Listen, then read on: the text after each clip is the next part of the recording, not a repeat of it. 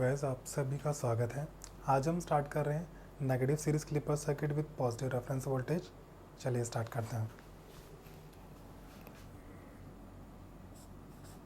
Negative series clipper circuit with positive reference voltage.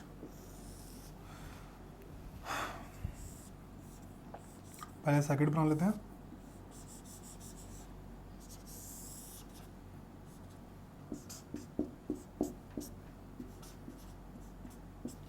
ये circuit है normal clipper circuit का without reference voltage. अब हम इसमें रेफरेंस वोल्टेज इंसर्ट करेंगे। कहाँ पर? यहाँ पर। पोलैरिटी क्या होगी? क्योंकि पॉजिटिव है तो प्लस ऊपर माइनस नीचे, वैल्यू वी आर। अगर मैं इस पोलैरिटी को रिवर्स कर दूँ ऐसे, माइनस ऊपर प्लस नीचे, तो ये बन जाएगा नेगेटिव रेफरेंस वोल्टेज। अब ये डायोड है, ये डायोड का पी टर्मिनल, ये एन टर्मिनल। अब हम क्या कर रहे हैं, जैसे कि हर क्लिपर सर्किट में हमने किया कि कोई वेवफॉर्म हम इनपुट को देते हैं और आउटपुट निकाल के देखते हैं कि आउटपुट में वो कौन सा पार्ट इनपुट का क्लिप कर रहा है। तो इसके लिए हम इनपुट पे एक वेवफॉर्म देंगे और वो वेवफॉर्म होगी एक साइनसॉइडल इनपुट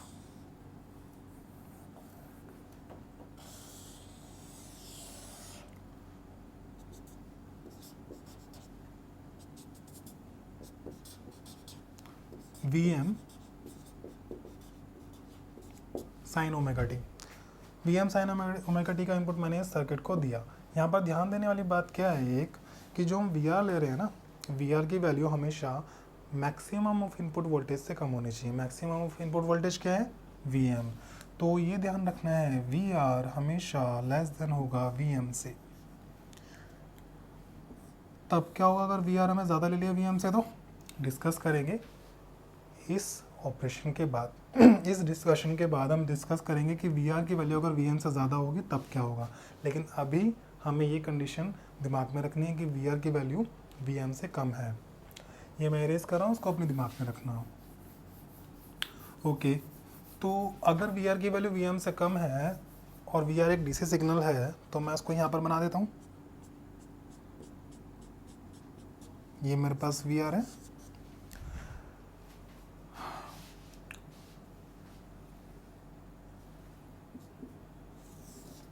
ये वेवफॉर्म आपको विजिबल हो इसलिए मैं यहाँ पर एक बड़ी सी वेवफॉर्म बनाता हूँ दोबारा से।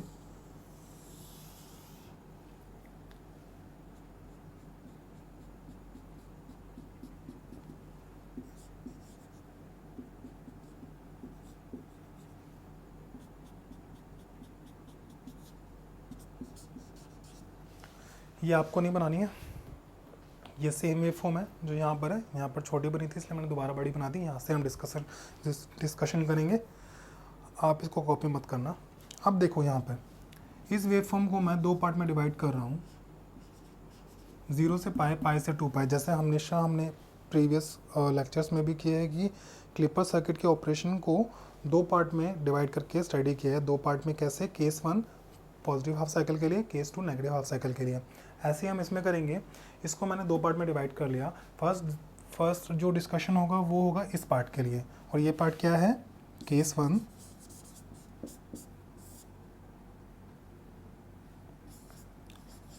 ओमेगा टी 0 से पाई के बीच का, 0 से पाई के बीच का। अगर इस वेवफॉर्म में देखें तो यहाँ पर हमें साफ साफ दिख रहा है कि इन जो पॉजिटिव हाफ साइकिल है इसके सब पार्ट भी हो सकते हैं। सब पार्ट कैसे हो सकते हैं? सब पार्ट ऐसे हो सकते हैं। एक पार्ट तो ये रहा 0 से वी आर का, और एक पार्ट है वी आर से वी एम का। ठीक है, 0 से वी आर, जब इनपुट वोल्टेज 0 से वी आर हो और जब इनपुट वोल्टेज वी आर से वी एम हो, ये दो सब पार्ट इसके बन रहे हैं। इन दो केसेस में हम इसको डिस्कस करेंगे। ये जो पॉजिटिव हाफ साइकिल है ये है। इस ड्यूरेशन में अगर हमारा इनपुट, इफ इनपुट 0 से बड़ा हो बट वी आर से छोटा हो, ठीक है, ये 0 से बड़ा हो बट वी आर से छोटा हो, ये जो ब्लैक पोर्शन मैंने ब्लैक शेड किया है, पोर्शन जो शेड किया है ये वाला पोर्शन, इसके लिए हम स्टडी कर रहे हैं, ठीक है।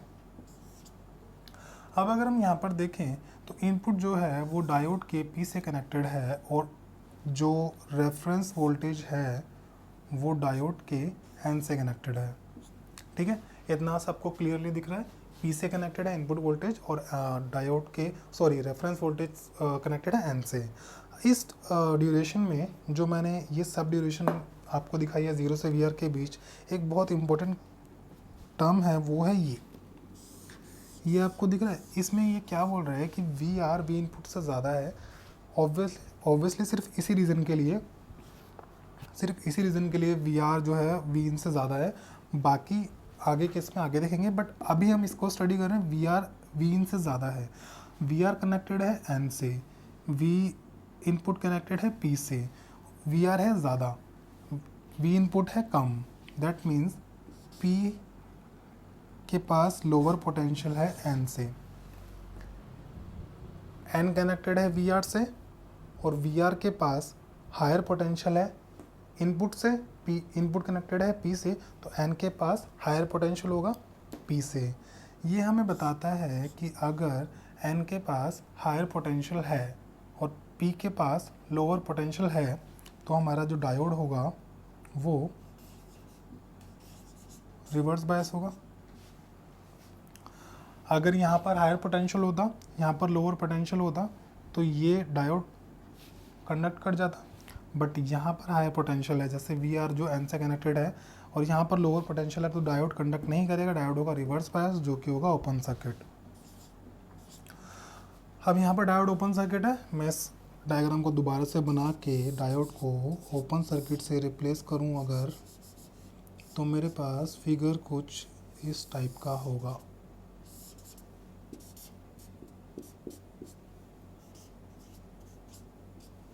ये ओपन सर्किट, ये मेरे पास फिगर है, मैंने डायोड को ओपन सर्किट कर दिया। अब इस केस में हम आउटपुट वोल्टेज निकालेंगे कि हमारी आउटपुट वोल्टेज क्या होगी। इस केस में आउटपुट वोल्टेज निकालने के लिए आपको कुछ नहीं करना है, बस इधर ध्यान दो।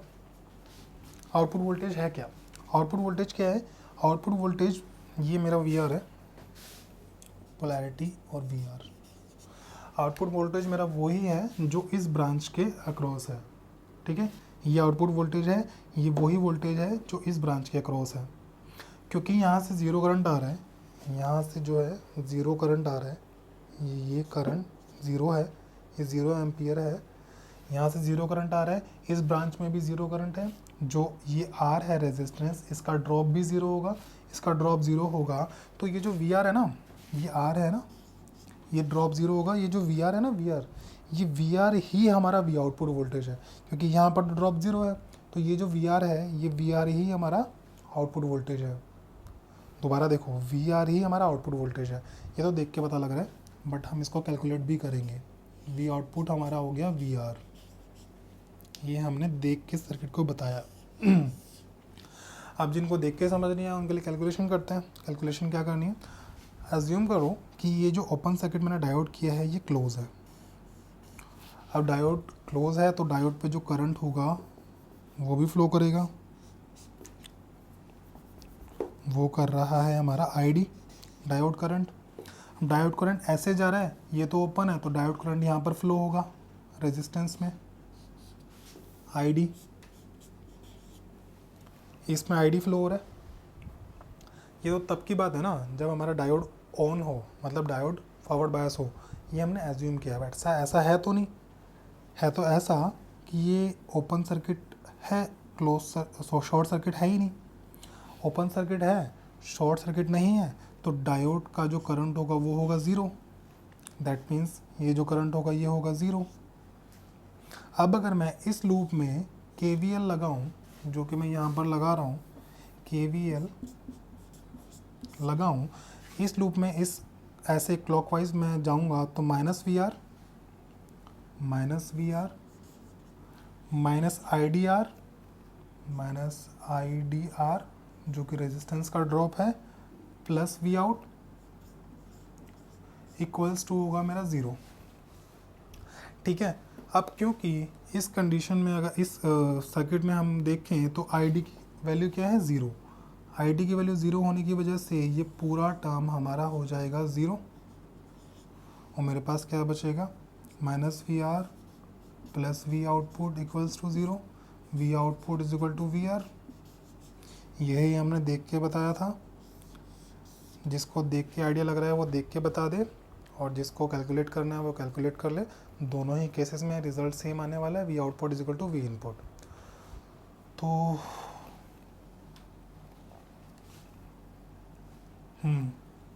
ये मिटा देता हूँ, रिजल्ट तो आपको पता है, V output is equal to V input. अब नेक्स्ट क्या है अब हमारे पास, ये वाला तो डिस्कस कर लिया हमने। अब हमारे पास इफ़ अगर वोल्टेज इनपुट वोल्टेज हमारी वी आर से तो बड़ी हो बट छोटी वी एम से हो, ऑब्वियसली वी एम मैक्सिमम है तो वी एम से बड़ी नहीं हो सकती। वी आर से वी एम के बीच हो, जो कि है पोर्शन हमारा रेड शेडेड जो पोर्शन है ना ये वाला, अब हम इसके लिए स्टडी कर रहे हैं। अभी भी पॉजिटिव हाफ साइकिल के लिए ही स्टडी कर रहे हैं, इसलिए ये वाली नोटेशन जो है ये सेम रहेगी। यहाँ पर एक चीज़ और डालनी थी, positive part of input. Positive part of input मैंने क्यों लिखा है यहाँ पर, हमेशा ध्यान रखना है कि जो इनपुट की पोलैरिटी है वो चेंज नहीं करनी। इनपुट की पोलैरिटी अगर आप चेंज करेंगे तो कॉम्प्लिकेशंस बढ़ जाएंगी। इनपुट की पोलैरिटी नहीं चेंज कर रहा, इसलिए मैंने यहाँ पर लिखा है पॉजिटिव पार्ट ऑफ इनपुट, क्योंकि अगर मैं जब नेगेटिव पार्ट के लिए डिस्कस करूँगा तब भी मैं पोलैरिटी चेंज नहीं करूँगा, बट तब मैं यहाँ पर लिखूँगा नेगेटिव पार्ट ऑफ इनपुट। ये क्या है कि अगर आप इनपुट की पोलैरिटी चेंज कर दोगे तो क्वेश्चन में जो है कॉम्प्लिकेशंस बढ़ जाएंगे। अब क्या करते हैं कई लोग कि मैं जैसे पॉजिटिव पार्ट को डील कर रहा हूँ तो मैं यहाँ पर पोलैरिटी प्लस माइनस लिखी, जब मैं नेगेटिव पार्ट को डील करूँगा जो कि नेगेटिव हाफ साइकिल होगी तब क्या करेंगे लोग माइनस और प्लस ये पोलैरिटी चेंज कर देंगे, इससे सारा क्वेश्चन गड़बड़ा जाएगा। इस कन्फ्यूज़न को दूर करने के लिए मैं पहले यहाँ पर लिख रहा हूँ पॉजिटिव पार्ट ऑफ इनपुट, मैं इस सर्किट को दे रहा हूँ, ठीक है। अब इस पार्ट के लिए भी पॉजिटिव पार्ट ही जा रहा है इनपुट का, क्योंकि ये भी पॉजिटिव पार्ट ही, अभी हम नेगेटिव पार्ट की बात नहीं कर रहे जो कि सेकंड केस होगा हमारा। अगर इस पार्ट में मैं देखूँ इस ड्यूरेशन में बहुत इंपॉर्टेंट जो टर्म है वो है ये, that means V R V input से ज़्यादा है। वी आर कौन सी वोल्टेज है, वी आर वाली वोल्टेज है जो एन से कनेक्टेड है। वी आर वी इनपुट से ज़्यादा है। वी आर अगर वी इनपुट से ज़्यादा है, वी आर कनेक्टेड है एन से, इनपुट कनेक्टेड है पी से, दैट मीन्स एन के पास higher potential, V R V input से कम है तो एन के पास लोअर पोटेंशियल होगा, और इनपुट हायर है वी आर से तो पी के पास हायर पोटेंशियल होगा। पी के पास हायर पोटेंशियल है एन से, देख के पता लग रहा है एन जो है वी आर से कनेक्टेड है, वी आर जो है वो लोअर है इनपुट से, पी जो है वो इनपुट से कनेक्टेड है, और इनपुट जो है हमारा हायर है वी आर से, इनपुट जो है हायर है वी आर से, तो पी के पास हायर पोटेंशियल होगा। ये हमें बताता है कि अगर एन और पी और एन में से पी के पास हायर पोटेंशियल है, एन के पास लोअर पोटेंशियल है, तो करंट फ्लो होगा क्योंकि डायोड होगा शॉर्ट सर्किट और होगा फॉरवर्ड बायस। तो ये हमें बताता है डायोड होगा फॉरवर्ड बायस जो कि होगा शॉर्ट सर्किट। शॉर्ट सर्किट हो गया डायोड, तो डायोड शॉर्ट सर्किट होने के बाद हम डायोड को शॉर्ट सर्किट से रिप्लेस करेंगे। मैंने इसी में डायोड को रिप्लेस कर दिया, ये रहा।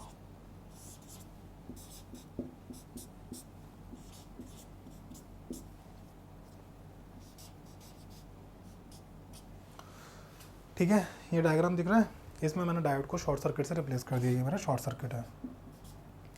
अब इस केस में आउटपुट की वैल्यू क्या होगी, आउटपुट की वैल्यू निकालने के लिए सबसे पहले हमें क्या करना है, हमें आउटपुट निकालना है। आउटपुट क्या है, आउटपुट वही वोल्टेज है जो इस ब्रांच के अक्रॉस है, और इस ब्रांच के अक्रॉस जो वोल्टेज है वही इनपुट है। पहले देख के पता लगाते हैं फिर कैलकुलेट भी कर लेंगे। अगर हम देखें आउटपुट की वोल्टेज क्या है, आउटपुट वही वोल्टेज है जो इस ब्रांच के अक्रॉस है, और इस ब्रांच के अक्रॉस कौन सी है, इनपुट वोल्टेज। ये 3 पॉइंट मैं आपको नोटिफाई करता हूँ, ये एक पॉइंट है, ये एक पॉइंट है, ये एक पॉइंट है। अब इन तीनों पॉइंट के बीच में कोई भी एलिमेंट कनेक्टेड नहीं है, कोई भी एलिमेंट कनेक्टेड नहीं है, इन तीनों के बीच में कोई भी एलिमेंट कनेक्टेड नहीं है। इसका मतलब क्या हुआ, यहाँ पर वोल्टेज ड्रॉप नहीं हो रही है, किसी भी एलिमेंट में वोल्टेज ड्रॉप नहीं है। इसका मतलब जो पोटेंशियल यहाँ पर है वही पोटेंशियल यहाँ पर होगी और वही पोटेंशियल यहाँ पर होगी, सेम तीनों पॉइंट पर सेम पोटेंशियल होगी। इसका कहने का मतलब क्या है, जो वी आउटपुट है वही यहाँ पर है, वही यहाँ पर है, वी इनपुट जो है वही यहाँ पर है, वही यहाँ पर है। कहने का मतलब क्या है, V output equals to V input.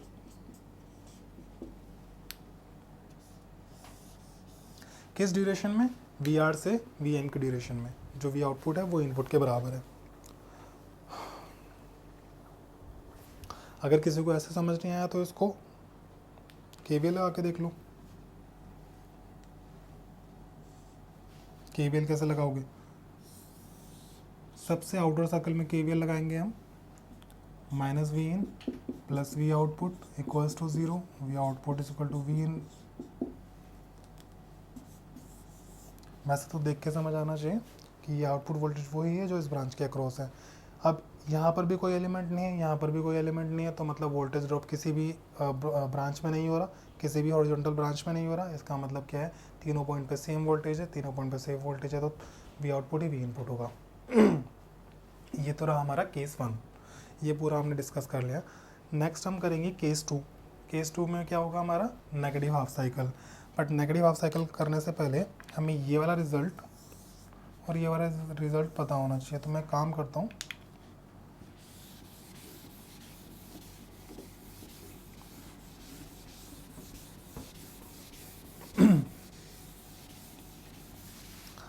Case one में जो हमारा रिजल्ट था वो था V output equals to V R. किस ड्यूरेशन में? V output equal to V R 0 से वी आर के बीच, 0 टू वी आर। और हमारा V output equals to V input था किस ड्यूरेशन में? वी आर से वी एन के बीच। जो हमारे केस 1 में रिजल्ट थे, जो हमारे केस 1 के रिजल्ट थे वो मैंने दोबारा लिख दिए यहाँ पे, क्योंकि मैंने वो पूरा इरेज कर दिया है। बस रिजल्ट से मतलब होगा जब हम नेक्स्ट केस में करेंगे। तो अब सेकंड केस स्टार्ट करते हैं। केस 2 जो है वो है हमारा पाई से 2 पाई।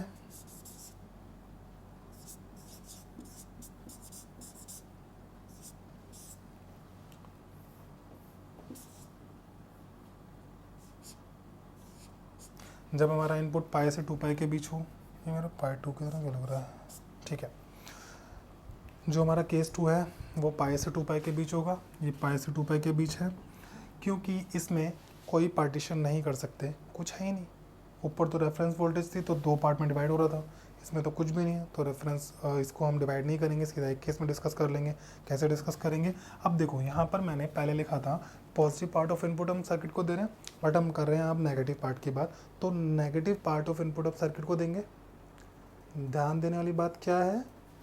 पोलैरिटी चेंज नहीं करनी है, पोलैरिटी सेम रहेगी इनपुट की, बस इनपुट का जो नेगेटिव पार्ट है वो हम पीक टर्मिनल को दे रहे हैं, मतलब डायोड के पी टर्मिनल को नेगेटिव पार्ट दे रहे हैं, बस हमें वो यहाँ पर डिनोट करना है, वो यहाँ पर लिखना है। मैंने लिख दिया। जब आप क्वेश्चन सॉल्व करोगे तो लिखने की भी ज़रूरत नहीं है, एक बार सारा समझ लो, फिर देख के ही पता लग जाएगा ऑपरेशन कैसे काम कर रहे हैं। बेसिक्स पे ध्यान दोगे तो एडवांस चीज़ें अपने आप आ जाएंगी। अब देखो, यहाँ पर ये नेगेटिव पार्ट ऑफ इनपुट मैंने डायोड को दिया। अब यहाँ पर एक चीज़ और, ये जो डायोड है इसको मैं बाहर निकाल रहा हूँ एक बार, जिससे कि इजीली आपको समझ आ जाए। ये डायोड है, ये पी टर्मिनल है, ये एन टर्मिनल है। अब अगर यहाँ पर देखें, डायोड का पी टर्मिनल जो है वो हमेशा नेगेटिव वोल्टेज से कनेक्टेड रहेगा इस साइकिल में। इस जो पाई से 2 पाई की साइकिल है, हमेशा डायोड का पी टर्मिनल नेगेटिव से कनेक्टेड रहेगा, जबकि एन टर्मिनल हमेशा पॉजिटिव से कनेक्टेड रहेगा, क्योंकि रेफरेंस वोल्टेज हमारी पॉजिटिव है, चाहे वो 0.1 वोल्ट ही क्यों ना हो, बट रहेगा पॉजिटिव से। ध्यान देने वाली बात यह है कि P तो हमेशा नेगेटिव से रहेगा, दैट मीन्स P हमेशा लोअर पोटेंशियल पे होगा और N हमेशा हायर पोटेंशियल पे होगा। P लोअर पोटेंशियल पे होगा, N हायर पोटेंशियल पे होगा। ये हमें क्या बताता है कि डायोड हमेशा रिवर्स बायस होगा, दैट मीन्स हमेशा ओपन सर्किट होगा। अब मैं डायोड को ओपन सर्किट करके इस डायग्राम को दोबारा बनाऊंगा तो ये कुछ ऐसा बनेगा।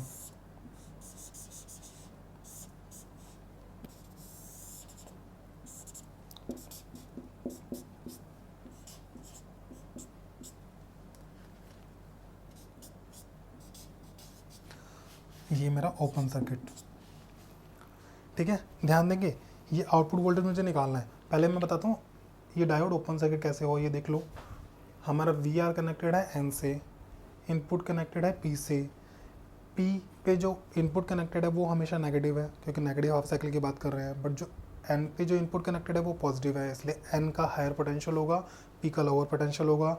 और इस कंडीशन में जब पी हायर लोअर पोटेंशियल पे होता है, एन हायर पोटेंशियल पे होता है पी एन डायोड में, तो डायोड रिवर्स बायस होता है। रिवर्स बायस को हम रिप्लेस करते हैं ओपन सर्किट से। मैंने रिवर्स बायस को रिप्लेस कर दिया ओपन सर्किट से। अब अगर ये आउटपुट वोल्टेज है, ये हमें निकालना है, आउटपुट वोल्टेज ये हमें निकालना है। अगर हम देखें यहाँ पर जो करंट जा रहा है वो है 0 एम्पियर। लास्ट क्लास में मैंने बताया था, लास्ट उसमें मैंने बताया था केस 1 में कि इसको कैसे निकालना है, 0 एम्पियर। तो यहाँ पर जो रेजिस्टेंस है इसका ड्रॉप क्या होगा, 0। इसका ड्रॉप 0 है, तो ये जो वी आर है यही हमारा वी आउट है, ये जो वी आर है यही मेरा वी आउट है। तो V output is equal to V R.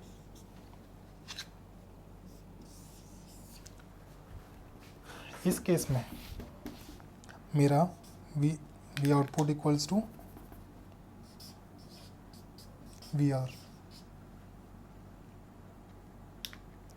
ठीक है,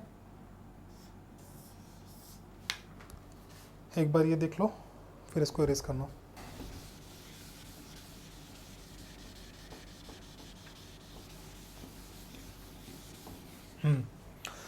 तो अब हमने दोनों केस डिस्कस कर लिए, पॉजिटिव हाफ साइकिल और नेगेटिव हाफ साइकिल। अब हम इसकी आउटपुट वेवफॉर्म बनाते हैं।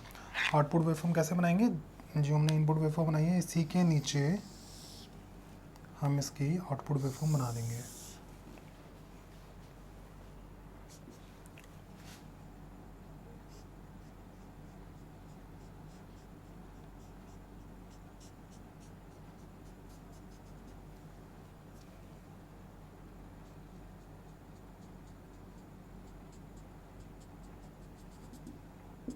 ये वी आर, ये वी एम, ये माइनस वी एम। अब हमको इस इंफॉर्मेशन की ज़रूरत है 0 से पाई, पाई से 2 पाई।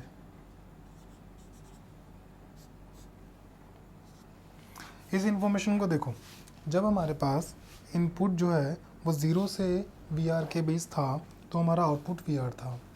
जब हमारा इनपुट 0 से वी आर के बीच था, 0 से वी आर के बीच था, तब हमारा आउटपुट था वी आर। दैट मीन्स ये सेम। अगर हमारा इनपुट वी आर से वी एम के बीच था, वी आर से वी एम के बीच था, तब हमारा आउटपुट था आउटपुट इनपुट को फॉलो कर रहा था, आउटपुट इनपुट के बराबर था। वी आर से वी एम के बीच आउटपुट इनपुट के बराबर है। ठीक है, थोड़ा इसको और बढ़ा देता हूँ।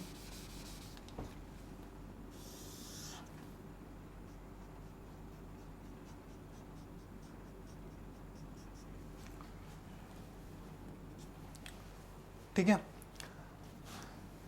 वी आर से वी एम के बीच, वी आर से वी एम के बीच आउटपुट इनपुट के बराबर है। फिर दोबारा अगर हम देखें वी आर से वी एम के बीच,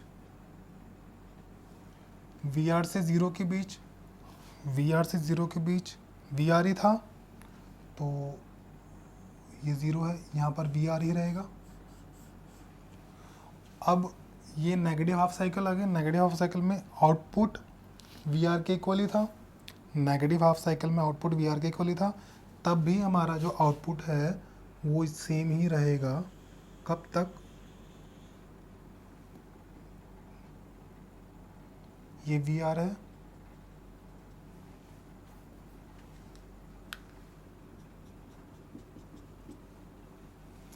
ये वी आर है, कब तक रहेगा, यहाँ तक। जैसे ही वी आर जो इनपुट है वो वी आर से बड़ा होगा, जैसे ही इनपुट वी आर से बड़ा होगा तो हमारा इनपुट आउटपुट को फॉलो करेगा। जैसे ही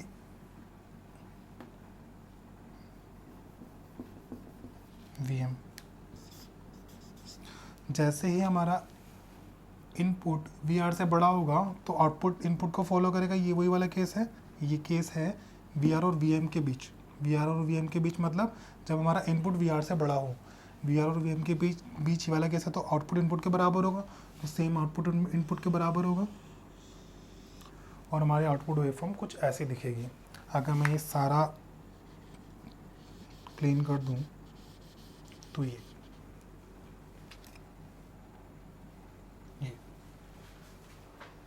ये हमारा आउटपुट वेवफॉर्म होगी, ये हमारी आउटपुट वेवफॉर्म होगी। इसको देखने से पता लग रहा है कि basically negative series clipper circuit कर क्या रहा है। नेगेटिव सीरीज क्लिपर सर्किट की मैंने क्या बोला था स्टार्टिंग में, नेगेटिव सीरीज क्लिपर सर्किट वो सर्किट होता है जो maximum part of negative portion का क्लिप करता है। तो ये कर तो रहा है, maximum part of negative portion ये क्लिप कर रहा है। मैक्सिमम पार्ट कितना है, पूरा का पूरा नेगेटिव पोर्शन ही क्लिप कर रहा है, साथ में कुछ पॉजिटिव पोर्शन क्लिप कर रहा है। किसी अगर मैं पॉजिटिव क्लिपर सर्किट की डेफिनेशन की बात करूँ तो पॉजिटिव क्लिपर सर्किट वो क्लिपर सर्किट होता है जो maximum part of positive waveform का क्लिप करता है। तो वो maximum part of positive waveform का क्लिप करेगा। बट ये जो नेगेटिव क्लिपर सर्किट है ये क्या करेगा, maximum part of negative waveform का क्लिप करेगा। तो इसने maximum part of negative waveform का क्लिप कर दिया, साथ में कुछ पॉजिटिव भी किया है।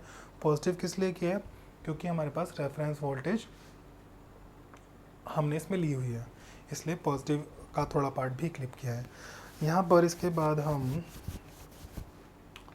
इसकी ट्रांसफ़र कैरेक्टरिस्टिक्स बनाएंगे, बट बनाएंगे किधर, ओके ये सर्किट डायग्राम मिटा देता हूँ, यहाँ पर ट्रांसफ़र कैरेक्टरिस्टिक्स बनाते हैं इसका। ट्रांसफ़र कैरेक्टरिस्टिक्स जो है वो बेसिकली किन दो वोल्टेजेस के बीच में बनता है, आपको पता है, वी आउटपुट और वी इन। ठीक है, अब मैं देखूं दोनों तरफ V M minus V M plus V M और वी आर कोई वैल्यू होगी वी एम से छोटी और ज़ीरो से बड़ी। हमने यही सोचा था कि वी आर हमेशा वी एम से छोटा होगा और पॉजिटिव होगा क्योंकि ज़ीरो से बड़ा होगा, क्योंकि हमने पॉजिटिव रेफरेंस वोल्टेज लिया। ये वी आर है, ये जो वी आर वोल्टेज है वी एम से छोटी है और ये माइनस वी एम है। अब अगर हम देखें अपने इस रिज़ल्ट के अकॉर्डिंग मैं प्लॉट करूँगा ट्रांसफ़र कैरेक्टरिस्टिक। ज़ीरो से वी आर के बीच हमारा आउटपुट है वी आर, ज़ीरो ये है, ज़ीरो से वी आर के बीच हमारा जो आउटपुट है वो है वी आर।